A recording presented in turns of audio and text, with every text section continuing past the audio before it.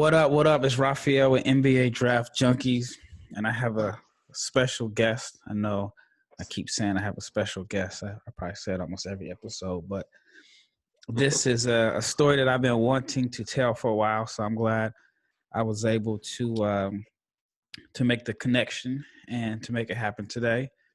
Again, it's Raphael, NBA Draft Junkies. I'm on Dash Radio, Nothing But Net channel. So shout out to Dash. This is my third episode, so I'm thankful for the opportunity. And my guest today has probably, in my opinion, the most unique story for the 2020 NBA Draft. My guest is a guy that you probably never heard of if you're outside of the Dallas area, but he has a unique story from going from Germany to the NBA draft, but that part isn't the unique part. I'll let him tell a story. So my guest today is Curtis Hollis. What's up, Curtis? It's good. It's good. I appreciate you having me on here. Yeah, no problem. So all right, let's get right into it. So you're preparing for the draft. It is less than 30 days away. Yeah. And right now, there's a lot of people that don't know your name, and this will be their first opportunity to like hear your story. So let's get into your background. So you're from the Dallas area? Yeah, I'm from the Dallas area. I was born in I think Plano, I believe. I lived in Arlington, so I live in Arlington right now. I lived here my whole life, so basically born and raised in Arlington. You played in the JBA. So right now, Yeah. LaMelo is obviously the most famous alumni from the JBA. And Here you are, you played in the JBA, and tell us about that experience playing with in that league, because you played in it when it was stateside, and then you went to Europe with the team, right? Mm-hmm. So how was that experience? It was great. It was interesting at first because everything, like everybody was criticizing it and everything, so you kind of didn't know what to expect. But after the tryout, I kind of knew like everything they told me, what they told me was gonna happen because they kind of had Melo going through it and Gelo, so I knew they weren't gonna steer them in the wrong direction. So it was cool. I got to like kind of be on my own, like kind of be a pro, like kind of experience it a little bit. Have some money and like learn and play with other guys and kind of just go on my own little journey by myself. So it was great. It helped my game. I got to explore, like learning how to kind of take over and be the guy on the team. So that really helped me coming out of junior college, and it was great. We went to Europe. We went to like 20 different countries. We played Chiska Basket. They're one of the top EuroLeague teams. We played their second team. We played another team in the EuroLeague, Zenit. So we played their second team. We played a couple teams in the LKL in Lithuania. It's a pretty legit league. So, we were playing really, really legit teams over there. And, we were beating people playing American style. So it was great. Obviously, I played with Melo and Gelo. And, they're unreal talents. We all know Melo's an unreal talent. And Gelo's an unreal shooter. Strong. He can do a lot of things on the floor, too. So it was great. I kind of just fit in and, did what I had to do. And they kind of just let me, spread my wings. And I had a great platform to take over and do my thing. So it was great. So for a lot of people, at least like for me, I wouldn't say I was critical. I was just, I had my doubts. I didn't know how it was going to work. I didn't know if there were, if it was going to help a lot of guys out. But you're a success story from it. So you were able to use that platform to get a job playing professionally in Germany. Absolutely. So how did that end up happening for you? It was crazy because like I always tell people, a lot of people didn't really go into the JBA like in the right mindset of kind of like knowing what they wanted to do with it, and they kind of just went and jumped and like I can make some money, like I can just play professional or whatever you want to call it. But me, I had a plan because I knew I was gonna lose my eligibility, so I was like, if I'm gonna do this, I'm gonna have to really like go hard at it. And like I said, it was a really big platform, so I was like, if I just do my thing, play my game, do what I'm supposed to do, like I can get something out of it. So, like I said, we went to Europe, and it ball circles around because we ended up playing in Germany. So we played. There's a team out there called Biros Bamberg, really good team in Germany. Yep, they were EuroLeague when I lived in Europe. Really? Yep. Yeah, I think they had Darius Miller go to the NBA from there. He's on the Pelicans, or he Mm-hmm. was on the Pelicans. I don't know where he's at now, but Yeah, and so yeah, Nicola Melli played for yeah, them yeah, too. yeah. Right, right. So yeah, so we played their farm team, and I ended up like going off that game, had like 40 something, like almost a triple double when we won. I played really well. And the GM came up to me. So like after all the games, like, you know, we always had a lot of fans after the games, so I always sign autographs. And me, I used to just like go and network and talk to people and like talk to the front offices of teams and like head coaches and just be like, I appreciate y'all, you know, and just stuff like that. So you know, the GM came, he came up to me with one of our guys that kind of like ran our situation, and he was just like, you know, you're really talented. You're playing all off raw talent right now.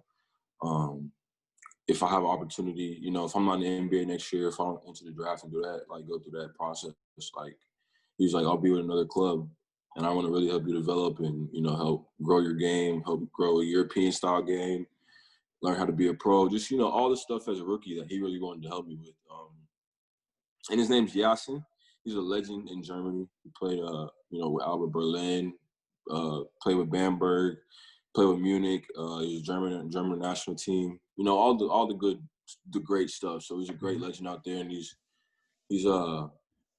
the program it was Dragons Rondorf, and it was in Bad Arnolf, Germany. So that's like about an hour away from Frankfurt and like 20 minutes away from Bonn for all the people that, you know, Germany and around that area.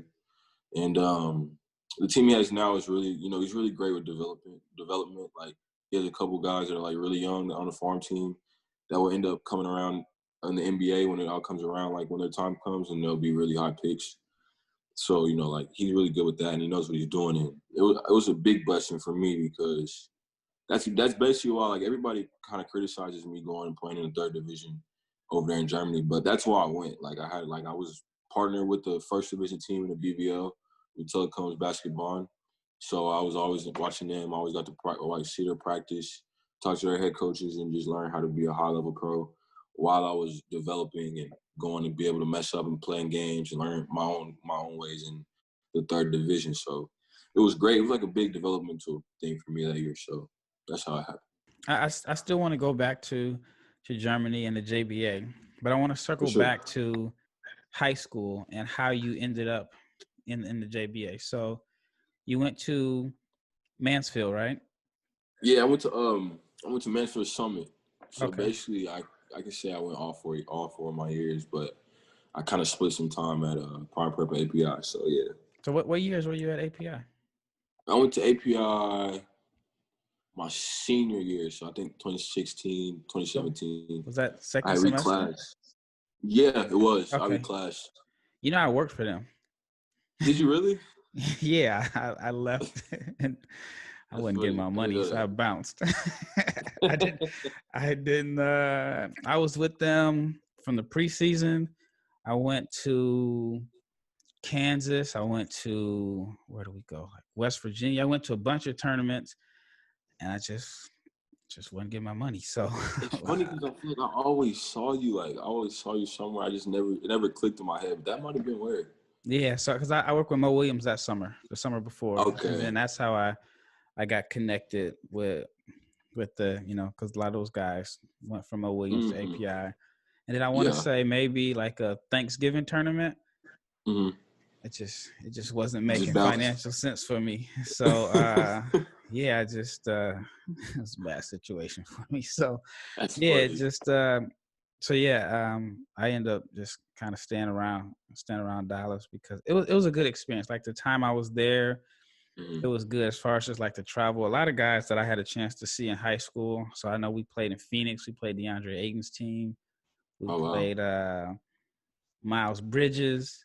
Yeah. Josh Jackson was a monster. We played his team in, was it Who was that Kentucky? prolific, right? Yeah, it was one tournament, Kentucky, or maybe it was in West Virginia. Yeah. Um, we went to Houston. I mean, we did a lot of traveling, like a lot. I felt Yeah. like I was only at home like 2 days a Yeah. week, and so Especially knowing Coach Ray. That's just how he like, you know, how he yeah, do it. yeah, we were moving. I think it was supposed to be a tournament in San Diego, and yeah, just I don't want to get all the It was way too into it. much. Yeah, it was too much. It was too much, and I wasn't able to like pay my bills, so I had to stay home. So you must have came right Yeah. after that. How was that experience playing with API? Because it was you, Trayvon Duval, Yeah. T. Ferg, Billy. Yeah. Billy, Mark Vital, who's I Yeah. think is gonna have a big senior year at Baylor. Yep. Oh, I can't think of the Nasir big Brooks kid's was there name. too. Yeah, yep. He's at University of Miami now. I think he had Yep. committed to Cincinnati at the time. And How then was do you that remember experience? Malik Curry? Yeah, he's at Old Dominion. Yep. Yep. Yep, He's he's pretty at gonna be Old pretty good Dominion. at too, I think. Yep. Yep. I spoke But with him not too long ago, but he was on the younger team. He wasn't really playing a lot when I left. He was kind of getting like, yeah. Yeah. but He he was had moved behind up. Like, Duval. He was behind Duval. yeah. Yeah. I think Coach Ray had got his feet wet a little bit later in the season. Like he started coming on a little bit. But yeah, that experience was great. I kind of want to go back a little bit because I played with Prime Prep too. So like API was kind of like the second generation of basically what Prime Prep was, in my opinion, because Yep. I got to see Prime Prep firsthand, like at the very beginning. So I got to be in there with Emmanuel, Omar, Elijah Thomas, Kavar Shepard. PJ Washington, was he on that team? PJ was there. Who else? Ferg. Man, I'm missing a couple people, but that team was crazy. Micah Seaborn. So all those people, like that team was crazy, and they were probably one of the hottest teams in America at the time. Mm-hmm. Like they were always going playing against the eights and all that. So being able to witness that was amazing. But also with API, it was great as well. I knew Coach Ray. I kind of know what he's about, so it wasn't really that hard to transition. I was real cool with T. Ferg and all those guys, so I had already known like what I was going to get myself into. We did online class, so we go up there, and do our thing on the computers and all that. But it was cool, like getting real cool with some of those guys, like Stevie J. I'm still cool with him. Yep. He's pretty much famous, of course, so Yeah. that's cool. Having that little connection. So it was great. It was great. Yeah. So, no matter what people say about that situation at Prime Prep, there's 3 guys that were first round NBA draft picks from that team. And it's hard for certain states, just the whole state, to get 3 guys in the NBA, get along 3 guys that were first round picks. So that is I think crazy. Ferg and PJ Washington and Emmanuel Mudiay, those 3 guys that were drafted in the first round of the NBA draft out of one team. And then you had quite a few other guys that had really good college careers, and even like Billy Preston was a McDonald's All-American. Yeah. So yeah, there was a lot of talent through there. So what I heard is, and I never saw with my own eyes, but I heard you were like nice in football. I heard you were real good. That's all right. So like, it's crazy because I really went to Prime Prep to play football. Really? But I ended up messing up my finger, so I had to get surgery on my finger. So it had sat me down from playing football because it was crazy how it kind of happened. But I sat me down from playing football. So that's kind of when I really like got to sit and watch and like really understand like what it took to like do this at a really high level and be a really good player in basketball. Because I used to just go in there and just watch like E-Man and all those guys and how Coach Ray get after them and how it'd be every coach in America sitting right there on the baseline. And I just was like, this is dope. Like, this is what I want to do. Like, I'm like, this is interesting to see. And I was like maybe 15, 16, like kind of just figuring out if I wanted to play football or basketball and, taking that step. So, yeah, I played football, but I played all the way up to my freshman year of high school, and then I stopped. And then I played my senior year when I went back to Summit my senior year before I went to API. So my senior year, I played like 7 games. I got like 3 offers. I had like a bunch of interest. And yeah, I only played like 7 games. But So where are the offers from? I mean, I hear there went like small schools. I hear it was Power 5 offers. It was Kansas. Kansas was the first one. Then Oklahoma State, I think, was about to offer me within like days, but I stopped playing. And then TCU, like all of them were super interested. Like I was getting like all types of mail. Like I could probably go find it, and like I had all types of football mail. And I was just out there playing for fun, man. I was like, I was kind of trying to experience it. I was like, I never played Friday night football, like, but I mean, I'm just a natural born athlete, God given. So, you know, like I played my whole life. So it kind of was just an easy, fluid transition. You know, I can catch, you know, I'm athletic and pretty fast, you know, but it was cool. Like the crazy part about the whole football situation was like when, before all the season and all that, I went to a Cowboys camp.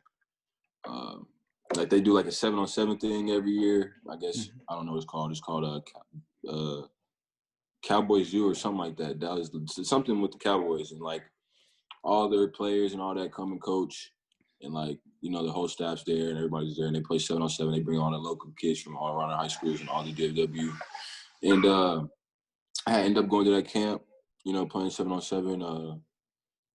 What's his name? Derek Carr, I think was his name. I'm not sure. What's his name? He's a corner. Yeah. He was my head coach, and I ended up going crazy like the whole camp. I was like jumping over everybody, you know, like scoring a lot. And all the Cowboys, they were like, "Yeah, you need to stop playing basketball. Like football is your sport. Like stop playing basketball right now." Like it was crazy. You know, you can probably look it up on Google. Like I was on the news and all types of crazy stuff. So yeah, I played football for a little bit. Oh wow, that's crazy to have that type of natural God-given ability where you can choose which sport you want to play. Yeah, I mean, I played baseball too. So I played baseball all the way up to my sophomore year. So I played like all those growing up. Like I think football actually helped me a lot. Baseball too. Like it helped me a lot in terms of basketball, like with my touch and stuff like that. Like all that really helps. All right, so transitioning from high school and then you ended up at a junior college. So, Mhm. how did you end up at a junior college after you were getting offers from Power 5 football schools? Like what made you decide that I don't want to play football, I want to focus on basketball even though the offers were bigger in football than in basketball? Right. So I don't know. I kind of felt like I didn't really have the biggest passion for football. Like I knew like basketball, like I could actually do it every day and like I have to work at it every day and be like, okay, I can do this. Like football was just like, you know, like it's fun, but I don't really see myself out here in this heat, you know, like with all this weather every day. Like it's just not something, you know. Basketball I can kind of enjoy. So that's what that was. But um Juco, like I had committed to North Texas in basketball at Okay. first before I reclassed and went to API. But I just always felt like I could have went higher. You know, they were gonna help me. Like my grades weren't the best because I didn't really focus on basketball and take that next step in basketball until I was like the end of my sophomore year, like going into my junior year. So it was kind of like late, like because I didn't understand the purposes of how, like, you know, having grades and having to qualify and all that different stuff. So that's how I ended up having to go to junior college because my grades I couldn't get to where I was supposed to get in time. So yeah, I had to go to junior college, but I went to prep school. So I went to prep school, which is kind of crazy because I should have just went to junior college, but I went to prep school to try to get some classes. Then I figured out I couldn't. So, but how I got to Hutch was it was wild because like like I said, I played prep school, and then like the whole time I was gonna go to this one school in Florida called Northwest Florida, where I think you know Chris Boucher, he's on the Raptors. Mm-hmm. He went there. So yeah, I was gonna go there, and then Hutch came maybe like a month before I had to sign because I was going to school in Wichita, Kansas, and Hutch is like maybe 30 minutes away. So they didn't even realize I was there, and they saw me and they were like, "Yeah, we want you." Like, I went up there, and that was the year I went and like was getting recruited. They won a national championship, so like it was unreal seeing. You know, they have a really big facility and all that good stuff, and it was crazy. Like I was like I could do some crazy stuff here. So that's why I ended up going to Hutch. So that's how I got to junior college. Yeah, that's in the Jayhawk conference, right? Yep. Yep, J the High best, the Conference. best JUCO, at least in my opinion, the best JUCO conference. I'm sure there's some in Florida that probably disagree, and even probably some in Texas that probably feel like they're Well, they don't upper. play a lot of conference games. Jayhawk is all conference. Like Yeah. all games matter. Yep. All right. So from there, now this is where it gets interesting. So from junior college, you did 1 year at JUCO, Yeah. and then what was after that one season? So the situation was kind of weird when I was at Hutch, but the one season, like, I really originally wanted to go do one season regardless, because I was like, I'm trying to go to the league, so I just want to do 1 year, go to a D1 and then end up going to the NBA. But, I kind of walked into a bad situation that I didn't really know too much about with Hutch. And I was kind of playing backup minutes behind two other guys that, they had won a national championship year before. And, they kind of had to get the other two guys out, which I respect. And, I had to fall in line. And it was cool. Like, I respect those two guys and I respect the whole team. And, like, it was a great situation. I learned a lot. But, I kind of couldn't do what I wanted to do. So I ended up leaving the JBA. I was in school, like, while I was doing the JBA. Like, I went to the JBA tryout, and I was in school. Like, I left one weekend, was like, I'm going to go try out and then see how it goes, and then I flew right back to school. So once I tried out in the JBA, I talked to Allen. Like, he called me, like, maybe 30 minutes after, Allen and LaVar, and they told me what they was going to do. They told me that we was going to end up going to Europe. And basically, when they called me, I was like, okay, this is probably what I'm going to end up doing. Like, I'm going to go back to school, finish up, and I'm going to just get up out of here. It was kind of crazy because the normal person probably wouldn't have done what I did. And the normal person, like, is like, like, I don't want to lose my eligibility. Like, I kind of started this before a lot of people. Like, I know a lot of kids are trying to do it now, but I kind of started it. Like, I just left and bet on myself and just kind of challenged myself to make something out of myself as a professional. And I felt like I always had the talent. I just needed the opportunity and I had the platform. So I kind of just, just went with it. And I didn't really think too much. And, sometimes in life you just got, just jump at stuff and take opportunities when they come up and live with the results. And that's what I did. So overall, like as far as like the competition stateside, what would you compare it to? I know I watched a few of the games, yeah. but really high scoring, which kind of gives So, me like, the impression there's no defense being played or whatever. So how was that yeah. experience? So, like, between the JBA, like, in the States, there was some talent. Like, I must say there was some talent. But it was sloppy. Like, there wasn't really a lot of guys that really had IQs. Like, they didn't really know how to play. It was kind of like a lot of open gym basketball. But, Just there hooping. was some – yeah, for sure. And, there was some pretty good coaches. So, they tried their best to organize it as much as they could. But, at the end of the day, it was basically like hooping. Just straight hooping. But then you're able to maximize that opportunity. And Yeah. like you mentioned earlier, you got a job in Germany, which is really Mm-hmm. all you can ask for in that opportunity. Yeah, it was great. It was great, and it was crazy because like you said, I maximized it because I kind of used like the whole time I knew I had to be one of the best players in the league to go to Europe, which I wasn't really worried about because of my experiences of me playing just coming into that. So I wasn't worried about that. But so I used the season as like kind of just taking on like being the leader, like being the go-to guy, being all that because I really hadn't experienced that before. So I used those 8, 9, 10 games to really like learn and dive into how I can, be a scorer, how I can, get people involved, stuff like that. And that really translated into me going to Europe. So yeah, that helped a lot. So what was it like playing with LaMelo? I'm sure that's a question everybody wants to know. I'm pretty sure you've heard that a million times. So what was that whole experience like playing with him as far as just from the fame aspect, the attention that Yeah. came along with it, but then Mm-hmm. also like on the court? So the tension aspect was obviously nuts because I mean Melo's Melo, and I think it's crazier because we were in Europe. Like I don't think people realize he has a whole European fan base. Like forget America, like Europe. Like I'm talking about standing room. Like that's you don't really see that from the normal typical star. But I mean, he's a great kid, man. He's a great guy. He's really smart. He's really good. For a good teammate. It was amazing playing with him because I probably played my best when I was with him because he just is a guy that can really get people involved, get other people involved, and then he attacks. And I feel like that's really hard for somebody at his age to do, to be able to get other people involved, other people, scoring, other people into their stuff, and then for him to be able to attack at the same time. So having that dimension is pretty crazy. In transition, I feel like he's like a Ben Simmons type in transition. Like, he's really, really, really creative in transition, really fast, long, can shoot it on you, pass it on you. Everybody knows his game. So I think he'll be really crazy in the NBA. And it was dope playing with him.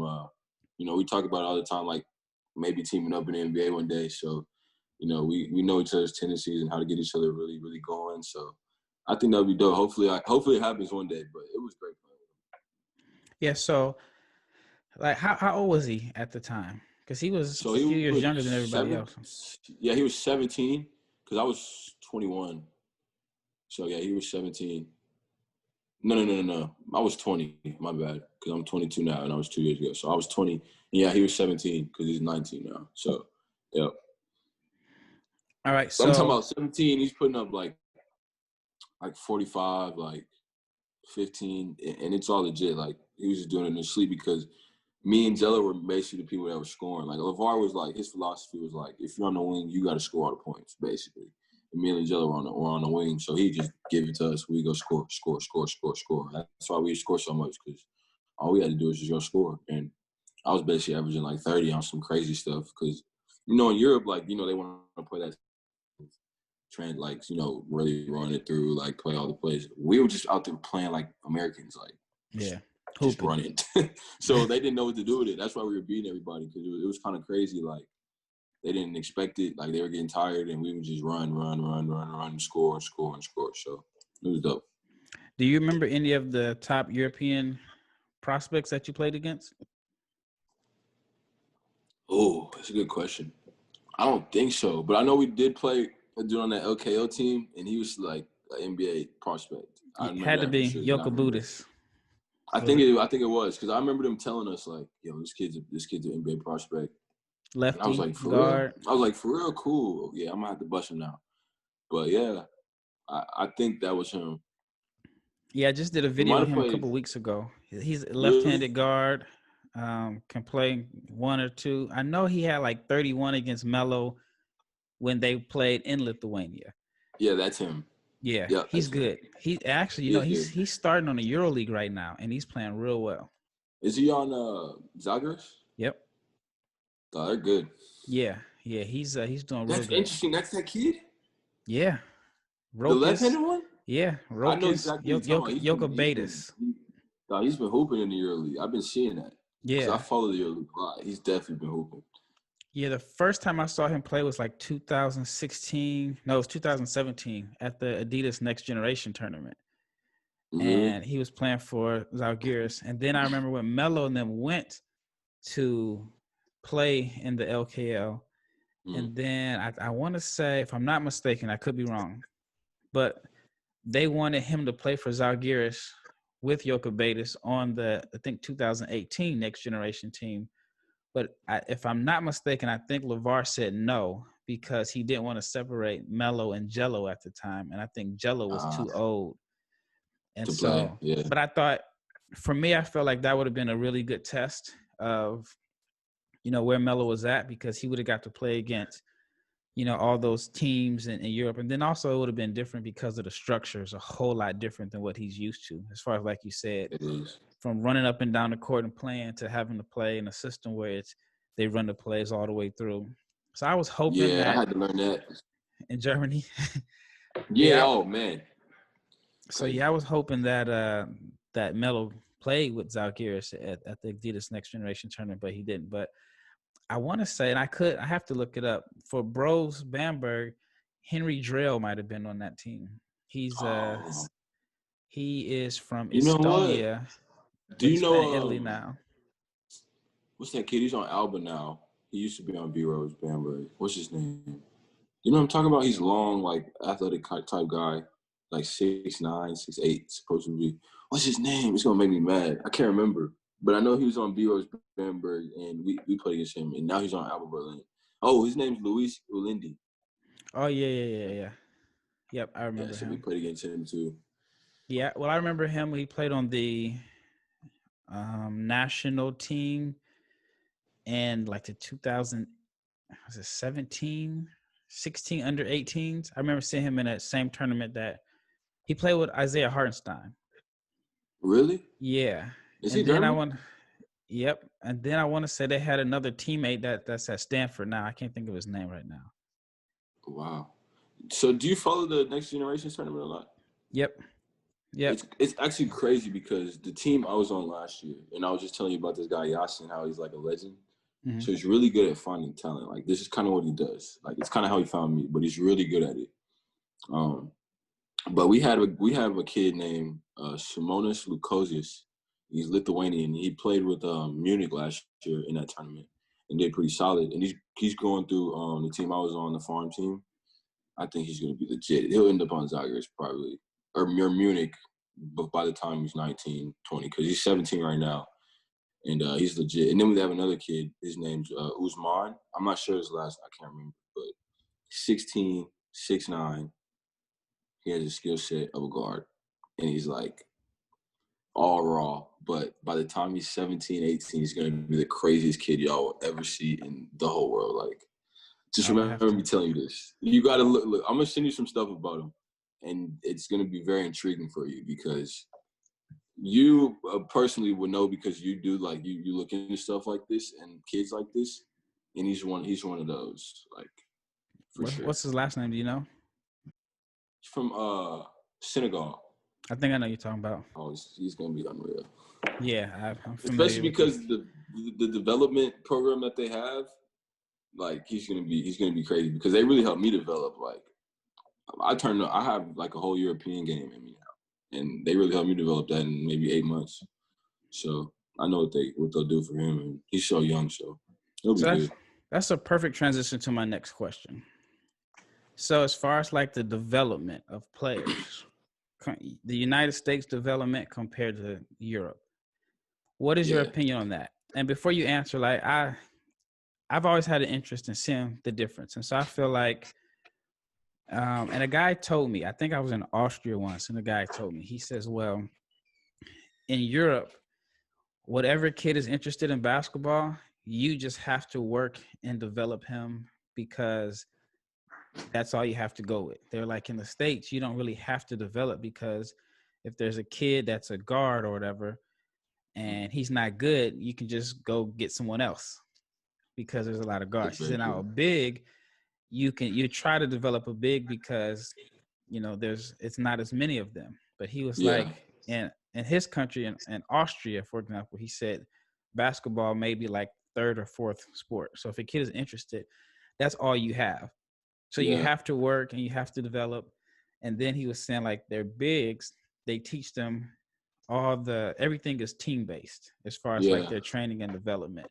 Mm-hmm. But then I thought about it, I was like, well, you know, in the United States, none of our training is team-based. It's all individual-based. Yeah. But everybody has a trainer now, and your trainer is basically training you to get buckets. You know, like you know, you're basically being trained as if the offense is gonna run through you. You're working on your one-on-one moves, but in Europe, they were saying like the one-on-one stuff is usually the last part of development. They work on the passing, the ball movement, the cutting, and the spacing. So, what was your experience as a person that has seen both? Because most people, they only go to Europe to play. They don't go to Europe to get developed. So you had the developmental component coming as an American. So where do you think that we as Americans in our training system, what we lack that we could do better on using the European model, and then vice versa? Because I feel like in the European model, they don't teach a lot of creativity as far as like when the shot clock runs out, is 5 seconds left, going to get a bucket. So, like I said, as a person who's experienced both, what was your thought? Like, how do you feel about that? You know, like it was crazy because I was so naive because I didn't know anything when I went to Europe compared to what I know now. Because, like you said, like I went as in a developmental situation, which is actually kind of rare as an American. You know, I just ended up in a really blessed situation. But you know, honestly, I would take the whole model, like everything they do, and bring it over here. I just erase everything they do in the States. I mean, they might call me crazy, but how they do it here is, it's not, like you said, it's not really developing. You know, like the only development is you kind of can just throw guys out there and they can create and learn from their own mistakes and learn that way. But, you know, there's not really a lot of coaching, developing, or any of that going on. Yeah, like you said, in Europe, it's all like developing. Like you said, like at the end they do 1-on-1. Matter of fact, they don't even teach 1-on-1. Like they don't teach it. They don't even like I barely could go 1-on-1 in the season. Like if I took more than 3 dribbles, I would hear about it. You know what I'm saying? So they teach all fundamentals, all shooting, and like they drill it back to back to back to back to back. And it's every day. I'm talking about 2 to 3 workouts a day. Like, especially if you're in a farm team, in a farm situation, trying to develop like the young kids, like that's all they do. Like they don't Yep. do nothing else. Like luckily for me, I got maybe a couple hours, in between practice and lifting to chill. They don't get any downtime. So the difference between finding a really good European is because, in Europe, it's not like America where there's so much natural born athleticism, natural born talent. You know what I'm saying? You're going to find maybe one out of the crop of like 80 in Europe. Compared to here, there's maybe like 4, 5, 6 out that group. So the ones that are really good, like the Lucas and the other, really good players that come from Europe is because they develop really, really, really good and they already have natural born talent.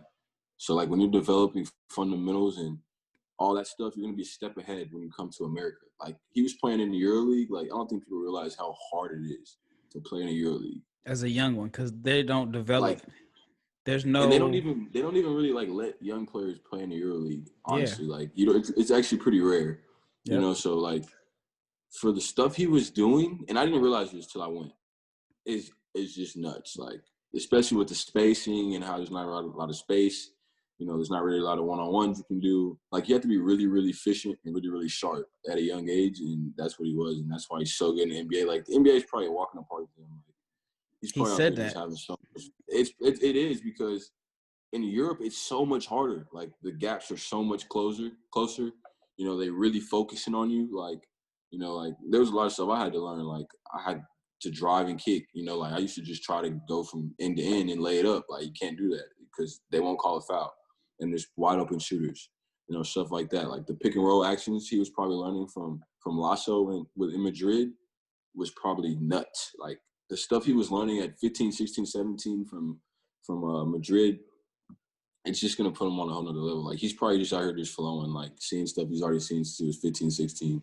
Now he's older, so it's easy for him. So I feel like, I kind of might be kind of crazy for saying this, but I think it's going to be the same way for me. Like, because I learned the whole European game, like how to play the whole European system, like pick and roll actions, like reading different like lanes and how it's closer and stuff like that.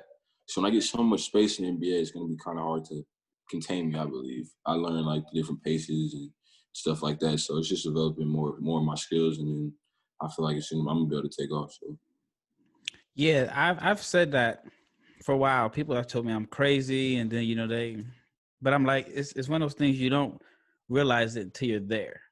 Yeah. Because like when Lucas said it's easier to score in the NBA than it is in Europe, people thought he was tripping.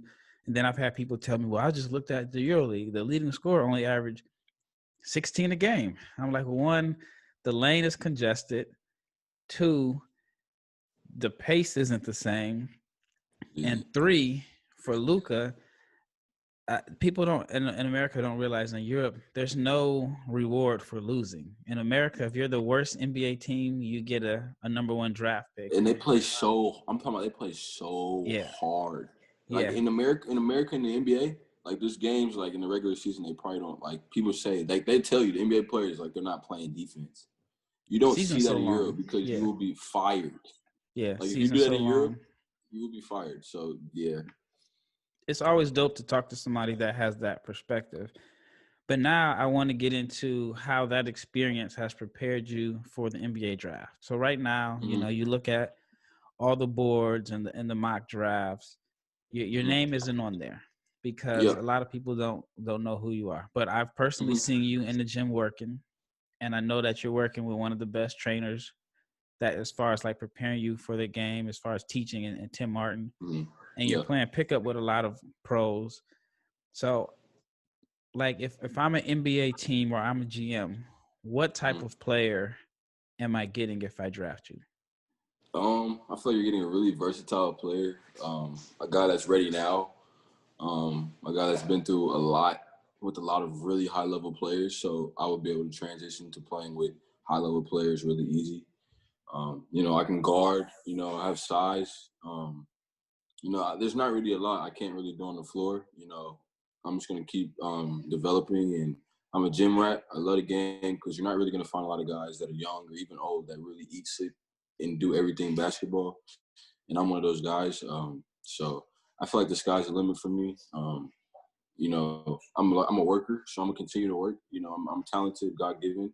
So all that stuff's gonna be able to translate now. But like there's no telling where I could be in a year. There's no telling where I could be in 6 months. So like I said, I'm a really confident player. I believe in my abilities. I'm from the bottom, so I've always had to do that. I understand what it's like to be a pro and be with myself. I live in a completely different country by myself at 21 for 8-9 months. So, I understand the grind and what you have to do and how you have to put in your work. So I just feel like you're going to get like a really talented young player that wants to come in and get better, wants to do everything to win for your team, and is talented. So I'm really versatile and I can do a lot. So that's what I feel like you can get out of me. So how do you feel like the experience in Europe prepared you or put you in a situation where you're more prepared than a lot of the people that are ahead of you on the draft boards? Because you're more experienced. Like a lot of the guys in this draft class, they didn't even finish a full season of college basketball. They may have played 25 games. And so you did a 9-month season. So in your opinion, like why, other than just the fact that you play more games, but Right. you feel like your experience gives you a bigger advantage over someone who may be younger, who they may say, oh, well, he's only 19, he has a higher upside? So I feel like there's a couple things to that because one, I feel like in terms of who I've played with and like what I've seen at this age is kind of crazy. Like the normal typical college player or the normal typical whatever player in the same draft as me hasn't experienced playing with Trae Young, NBA All-Star, DeAndre Ayton, NBA All-Star, playing against De'Aaron Fox, a superstar. I played against and I played with high level players. So getting that experience is really good going into the NBA when you're playing with guys like that because it helps you translate easier and it helps you know what to expect. And then also, I got the pro side of it. So I understand I got to come in early. I understand I got to stay late. I understand I got to, watch a lot of film. I understand I got to take care of my body. I understand, I have to get in the ice bath once a week. I understand I have to get my credit and get my weight up and just do everything that it takes to be a pro. Whereas a typical college player coming in doesn't know that. They don't understand that, and it might take them longer to understand that. Whereas me, you're really not going to have to say anything to me as a coach because I already know. Like all you got to really do is worry about how I'm going to develop and let the program that you guys have set in place for me. Like you don't have to worry about telling me how to become a pro and getting my extra work in and being on time and not showing up late. Like all that stuff I already know. So I feel like those two things are huge advantages for me. I've been able to be a pro, like, and play against men and, like, go against grown men instead of playing against, like, college guys or, like, that are the same age as you or, like, 18 or younger. Like, I'm playing against guys that have to provide for families, whereas there's other guys that can come in like, I got to do a study hall assignment tomorrow. So they're not really as locked in. Like, there's a different type of mentality that you have to have. Like, Right. knowing I could get fired, like I could be gone if I don't do my job. So it's a different type of mentality and locked-in ability that I will be able to just translate right into the NBA because I understand that. So I feel like those things put me over the top. All right. So what do you think your greatest asset as far as like what you bring to the table to a team? Like what is the skill set or role that you can hang your hat on? I'd probably just say my versatility because I feel like you can kind of put me at any guard spot. And also, I have length and the size. Like I'm 6'6", 6'7", 7'2" wingspan. So on the defensive end, I'm not really a liability. I can guard and, stay in front of my man as a young player. And then also, I can score the ball. I can pass the ball. I can dribble the ball. I can get into pick and rolls. I can get into actions. I can move the ball. I can cut. I can be a slasher. I can rebound. I can do whatever I need for a team. So, I feel like all that stuff kind of goes into it. And So if I had to say one specific thing, um, I probably just had to say my defensive ability, because I know as a rookie that's what they want to see from a rookie. So that's where it starts. So me being able to guard and keep my man in front of me and guard 1 through 4 is going to get me on the floor, and then I'll be able to show my offensive ability just from me being confident and just going out there and playing. So. All right. So what is a typical day like for you in this pre-draft process? So I know we're getting down to the last 25, less than 30 days away from the draft. So a typical day for you as you're preparing for the draft, what is that like? Yeah, so I go Monday through Friday, and I wake up every morning at 8 in the morning. I eat my breakfast. I go straight to the gym. I have weights from 9:30 to 10:30. I got weight, strength, and conditioning and all that. And then I transition right into Tim, so I don't get any breaks. I go straight from 10:30 to Tim. I go from 10:30 to about 12, 12:15, 12:30.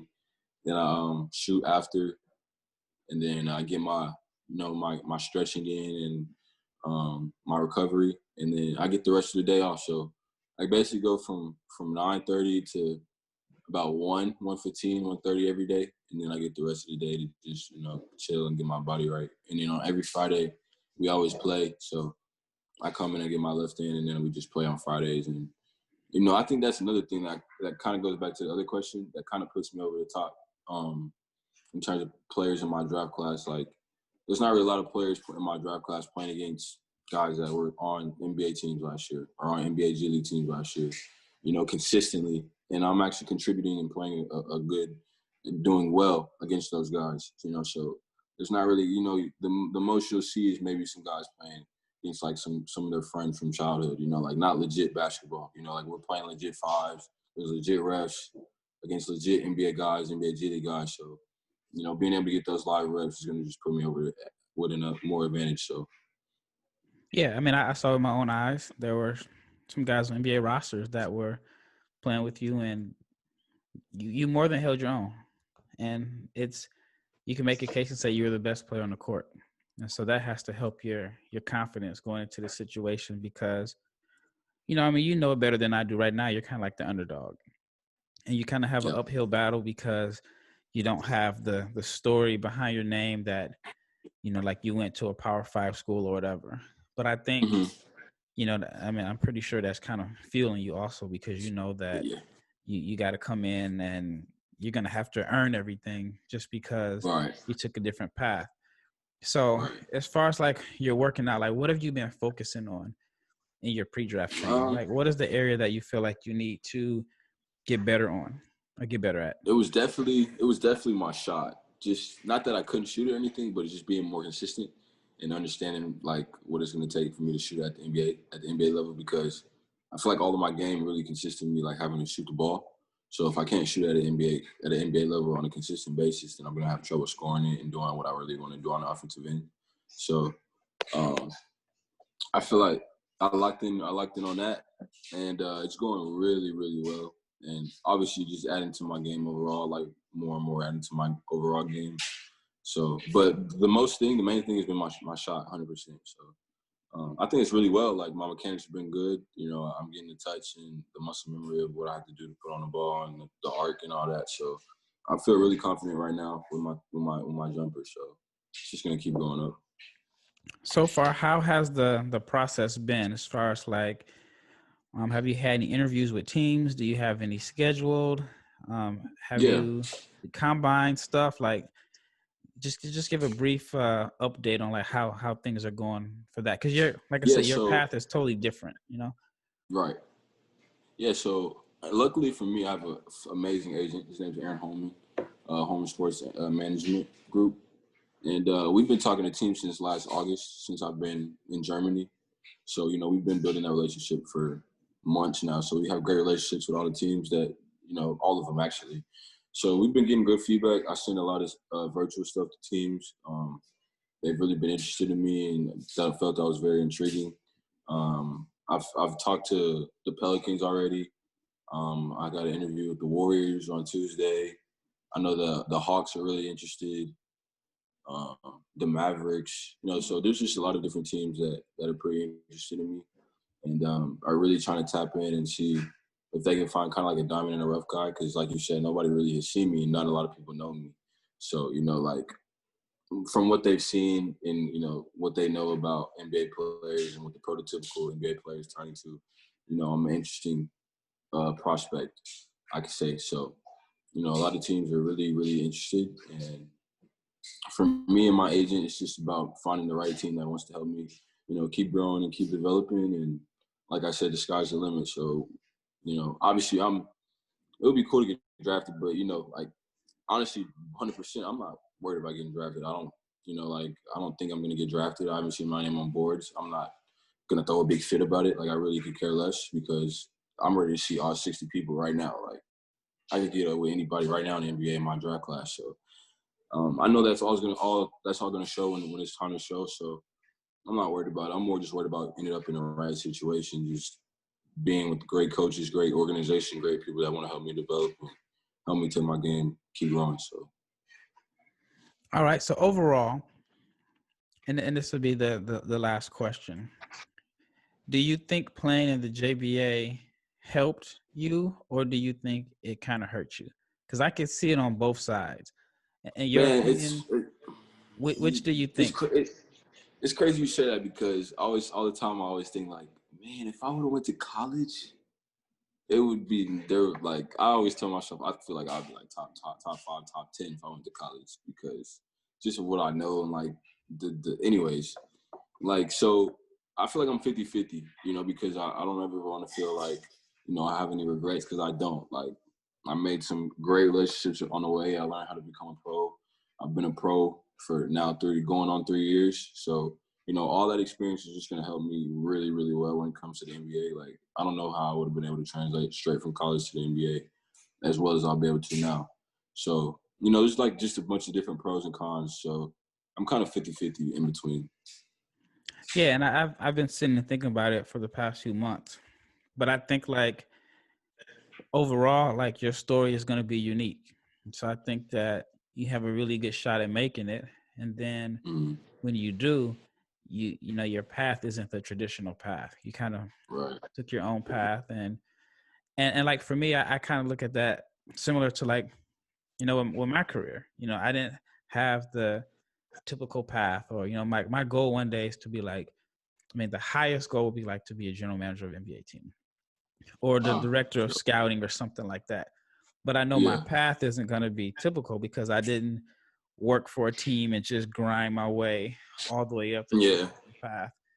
My path is going to be, I created my own way, and then someone's going to find me as this underdog and then bring me on, as opposed to, he started off with the organization out of college, and then from there he was, the film guy, and then he worked his all the way up, and now he's the director of scouting. No, I know my path is going to be a lot different, so I can totally respect, a different pathway because everybody has a different story, and so I give props to you for having the confidence in taking the non-traditional route. And so I'm rooting for you that it pays off, which I think it will. So again, thanks for coming on. This is Raphael, NBA Draft Junkies. I got my guy Curtis Hollis. He told us his unique story of how he's gone from junior college to the JBA to Germany to now, a future NBA player. So thank you for coming on, and I appreciate it. We'll definitely be in touch. I definitely want to, on my channel, as far as just kind of keep tracking your progress and then just kind of going from there. So thanks again for coming on. This is Raphael, NBA Draft Junkies, Curtis Hollis, future NBA player you never heard of, but you will, the name will, know about the name in the future. Once again, we are out.